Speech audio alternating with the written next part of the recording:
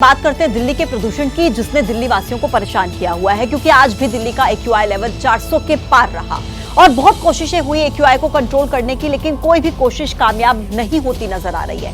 अब आईआईटी कानपुर की तरफ से कृत्रिम बारिश कराने का प्लान दिल्ली सरकार को दिया गया। इसका एक पूरा डिटेल प्लान आज आईआईटी कानपुर दिल्ली सरकार को सौंपेगी। उसके बाद दिल्ली गवर्नमेंट इसे सुप्रीम कोर्ट को देगी।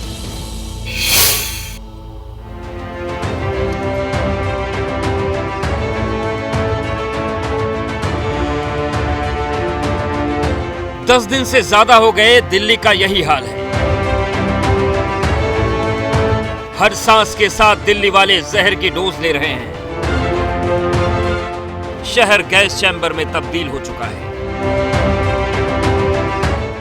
कोई खांस रहा है तो किसी की आंखों में जलन है। शहर ऐसे हाल में पहुंच गया है जहां सांस लेना दूभर हो रहा है। ऐसे में जब सुप्रीम कोर्ट ने सख्त रुख अपनाया तो दिल्ली सरकार एक्टिव हुई। सरकार के एक्टिव होने का प्रमाण ये तस्वीरें हैं। दिल्ली के पर्यावरण मंत्री गोपाल राय ने बैठक बुलाई। बैठक में आईआईटी कानपुर के एक्सपर्ट भी पहुंचे। बैठक में दिल्ली में कृत्रिम बारिश कराने के विकल्प पर चर्चा हुई। आईआईटी कानपुर के एक्सपर्ट से क्लाउड सीडिंग पर चर्चा हुई। आईआईटी कानपुर के एक्सपर्ट्स ने क्लाउड सीडिंग पर दिल्ली सरकार को प्रेजेंटेशन दिया।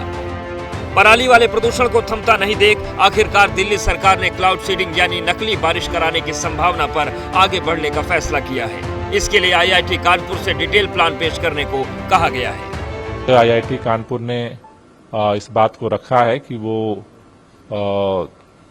खासतौर से अगर 40% भी अगर क्लाउड है तो बादल हैं तो बारिश करा सकते हैं। बैठक में तय हुआ है कि अपना एक प्रस्ताव, डिटेल प्रस्ताव जो है वो सरकार को भेजें और उस प्रस्ताव को हम सुप्रीम कोर्ट के सामने भी इस प्रस्ताव को हम रखेंगे, क्योंकि उसमें बहुत तरह के जो है वो परमिशंस चाहिए। आईआईटी कानपुर से फाइनल प्रस्ताव मिलने के बाद दिल्ली सरकार इस प्रस्ताव को सुप्रीम कोर्ट में पेश करेगी। क्लाउड सीडिंग के लिए केंद्र से मंजूरी की जरूरत होगी। शुरुआती तौर पर दिल्ली सरकार दिल्ली में 20 या 21 नवंबर के दिन दिल्ली में नकली बारिश कराने की योजना बना रही है। 20 और 21 नवंबर को दिल्ली में बादल हो सकते हैं। आसमान में बादल होने की सूरत में नकली बारिश कराना प्रैक्टिकल होगा।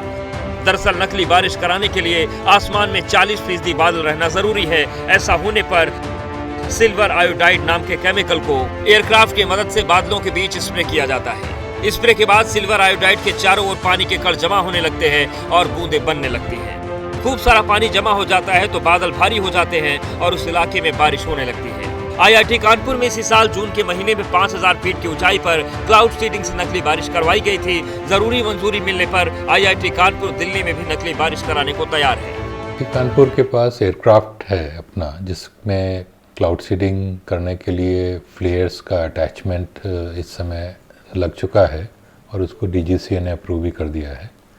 तो अब इसके द्वारा हम क्लाउड सीडिंग कहीं भी कर सकते हैं। फिलहाल दिल्ली में बढ़ते प्रदूषण को देखते हुए स्कूलों में 18 नवंबर तक विंटर ब्रेक का ऐलान कर दिया गया है। सुप्रीम कोर्ट की फटकार के बाद दिल्ली सरकार ने 13 नवंबर से ऑड इवन लागू करने के फैसले से भी कदम पीछे खींच लिए हैं। फिलहाल अब नजर आईआईटी कानपुर के प्रेजेंटेशन और सुप्रीम कोर्ट में होने वाली सुनवाई पर है। जब सियासत के शोर में खबर खोने लगे, जब सूचनाएं कम, हंगामा ज्यादा होने लगे, तब जरूरी है संविधान के पन्ने पलटना, खबर की तह हटाकर आगे निकलना। मगर ये करेगा कौन? इसलिए अब टूटेगा मौन, जिसे मालूम है सियासत की बिसात, जिसने देखी है सत्ता की शह और मार। पक्की खबर, सच्ची बात, 1 घंटे सिर्फ आपके साथ। भारत की बात रोहित सिंह सावल के साथ रात 8 बजे सिर्फ एबीपी न्यूज पर।